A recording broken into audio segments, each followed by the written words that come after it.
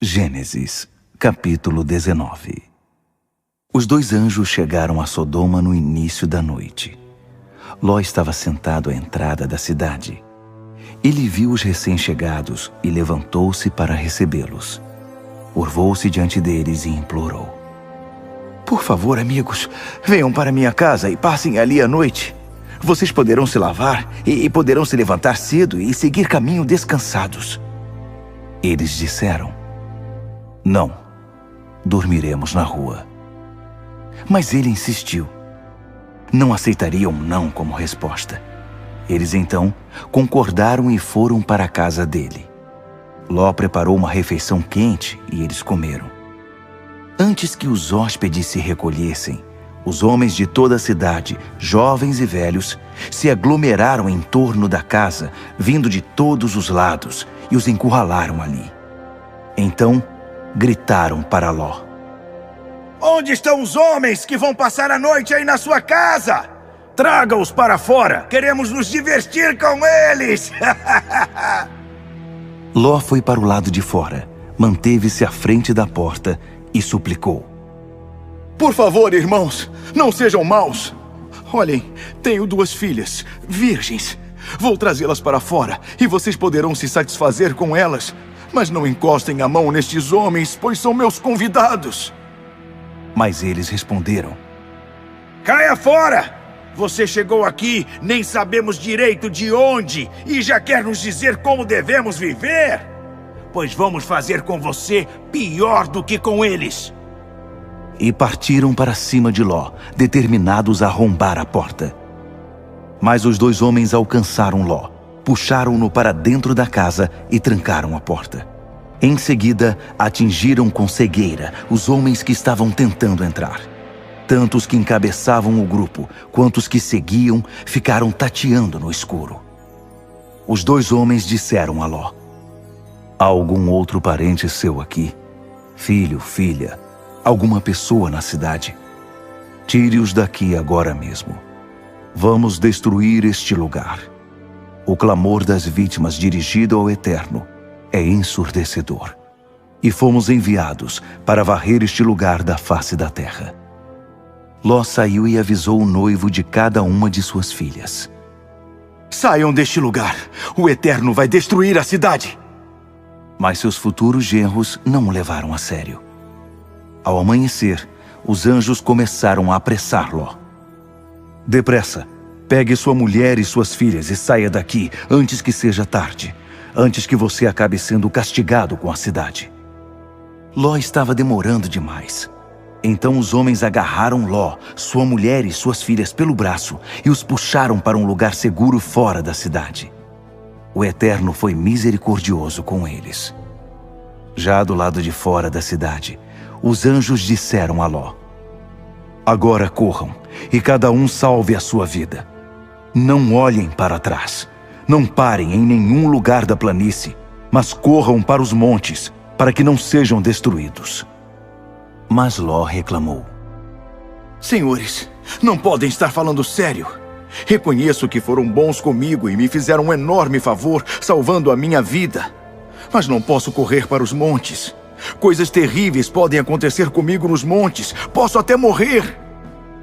Olhem para aquela direção. Aquela cidade não fica longe, ela é pequena. E nada poderá me acontecer ali.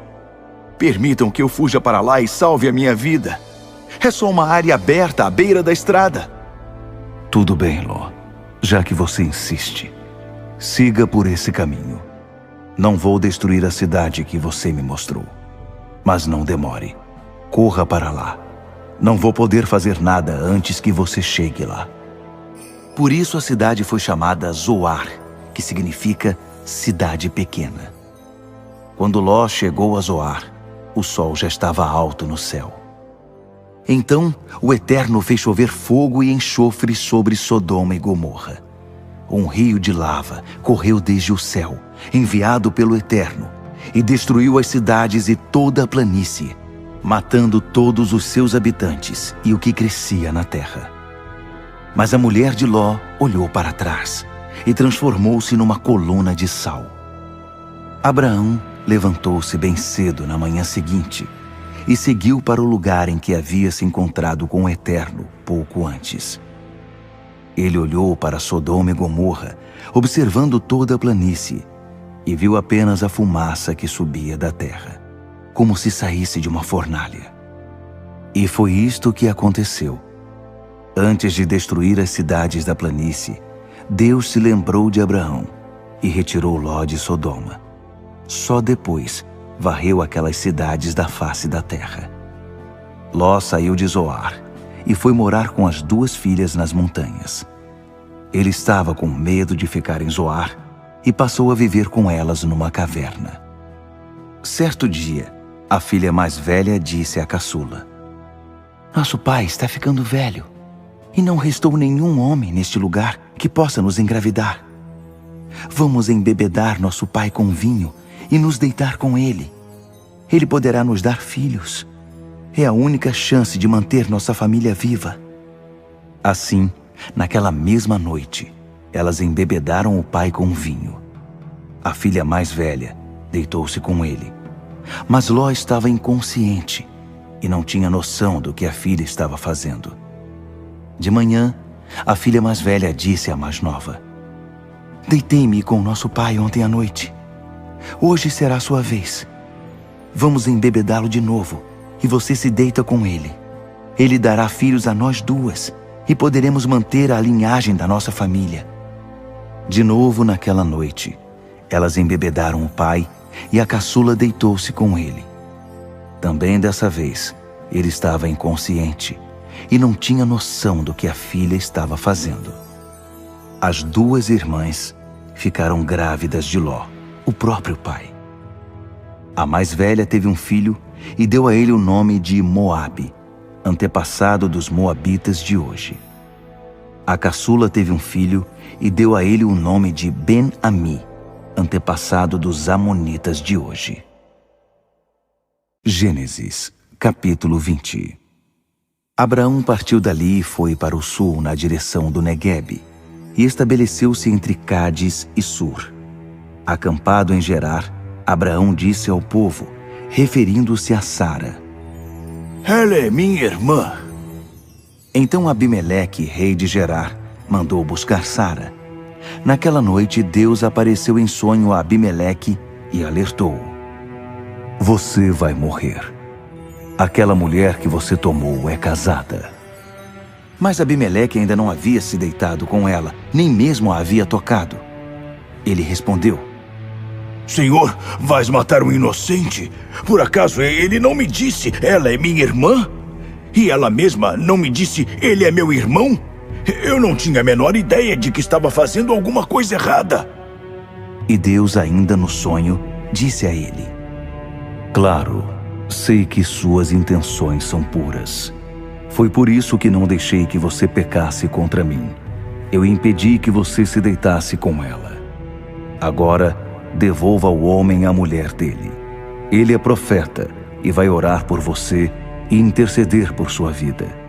Se não a devolver, saiba que nem você, nem ninguém de sua família escapará da morte." Abimeleque levantou-se bem cedo naquela manhã, convocou todo o seu pessoal e contou a história a eles, sem esconder nada. Eles ficaram chocados. Em seguida, Abimeleque chamou Abraão e o questionou: "O que é isso que você nos fez? Alguma vez fiz algo que o desagradasse para que você trouxesse tamanha afronta sobre mim e sobre meu reino? O que você fez é inadmissível." E Abimeleque prosseguiu: "O que você tinha na cabeça quando fez isso?" Abraão disse: "Pensei que aqui não havia temor de Deus e que me matariam para ficar com minha esposa. Além disso, para dizer a verdade, ela é minha irmã por parte de pai. Quando Deus me fez sair como peregrino da casa de meu pai, eu disse a ela, por favor, sempre que chegarmos a qualquer lugar, diga às pessoas que sou seu irmão." Abimeleque devolveu Sara a Abraão com um presente: ovelhas, gado e escravos, homens e mulheres. Também disse a ele: "Minha terra está à sua disposição. Fique, morando onde achar melhor." E disse a Sara: Dei 1000 peças de prata para seu irmão. Isso livra você de qualquer acusação aos olhos do mundo. É minha forma de reparar a ofensa feita a você. Depois disso, Abraão orou a Deus e ele curou Abimeleque, sua esposa e suas escravas. Elas passaram a gerar filhos outra vez, pois por causa de Sara, esposa de Abraão, o Eterno havia deixado estéreis todas as mulheres da família de Abimeleque. Gênesis, capítulo 21. O Eterno visitou Sara exatamente como disse que faria, e cumpriu o que havia prometido. Ela engravidou e deu a Abraão um filho, no tempo exato que Deus havia prefixado. E Abraão deu a ele o nome de Isaque. Quando o menino estava com 8 dias de vida, Abraão o circuncidou, como Deus havia ordenado. Abraão estava com 100 anos de idade, quando seu filho Isaque nasceu. Sara disse: Deus me abençoou com riso, e todos que souberem disso vão rir comigo. Ela também disse: Quem poderia afirmar a Abraão que Sara iria amamentar um bebê um dia? Mas estou aqui. Dei um filho ao homem idoso. O bebê cresceu e foi desmamado. E Abraão deu uma grande festa no dia em que Isaque foi desmamado.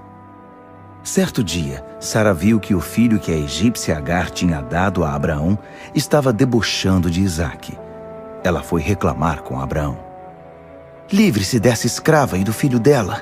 Nenhum filho de escrava vai participar da herança com meu filho Isaque. Abraão ficou muito aflito. Afinal, Ismael era filho dele. Mas Deus disse a Abraão: Não fique assim por causa do menino e de sua escrava. Faça o que Sara diz. Sua descendência virá mesmo por meio de Isaque. Quanto ao filho da sua escrava, garanto que também farei dele uma grande nação, porque ele também é seu filho. Abraão levantou cedo no dia seguinte, separou um pouco de comida e um cantil com água. Entregou os poucos suprimentos a Agar e mandou-a embora de casa com o filho. Ela ficou andando sem rumo pelo deserto de Berseba. Quando acabou a água, pôs a criança debaixo de um arbusto e ficou a uma distância de cerca de 50 metros. Dizia: Não aguento ver meu filho morrer. Então, sentando-se, caiu em prantos. Mas Deus ouviu o menino chorar. O anjo de Deus chamou Agar lá do alto. Agar, o que aconteceu? Não fique com medo. Deus ouviu o menino e sabe que ele está numa situação difícil. Agora levante-se, pegue seu filho e abrace-o. Vou fazer dele uma grande nação. Na mesma hora, Deus abriu os olhos dela. Agar avistou um poço de água. Então ela foi até o poço, encheu o cantil e deu água fresca para o menino. Enquanto o menino crescia, Deus ficou ao lado dele. Ele morava no deserto e tornou-se um arqueiro muito habilidoso. O deserto em que ele vivia era o de Parã. Sua mãe conseguiu para ele uma esposa do Egito. Por essa mesma época, Abimeleque e o comandante de suas tropas, Ficol, disseram a Abraão: Independentemente do que você fizer, Deus está do seu lado.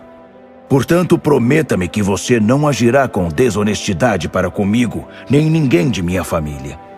Enquanto viver aqui, prometa que tratará a mim e a minha família com a mesma bondade com que tratei você. Abraão respondeu: Eu prometo. Foi também nessa época que Abraão questionou Abimeleque a respeito de um poço de água que os empregados de Abimeleque haviam tomado à força. Abimeleque disse: Não tenho a menor ideia de quem possa ter feito isso e você nunca comentou nada comigo. É a primeira vez que ouço falar no assunto. Então os dois fizeram um acordo. Abraão pegou ovelhas e gado e deu-os a Abimeleque. Abraão separou 7 ovelhas do rebanho. E Abimeleque disse: O que significam essas 7 ovelhas que você separou? Abraão respondeu: Significa que quando você aceitar essas 7 ovelhas, você as aceitará como prova de que cavei este poço e de que ele é meu. Foi assim que o lugar passou a ser chamado Berseba, Poço do Juramento, porque ali os dois fizeram um acordo por meio de juramento. Tendo feito o acordo em Berseba, Abimeleque e Ficol, seu comandante, voltaram para o território filisteu. Abraão plantou uma tamargueira em Berseba e ali cultuou o Eterno, orando a Deus. Abraão morou em território filisteu por um longo período.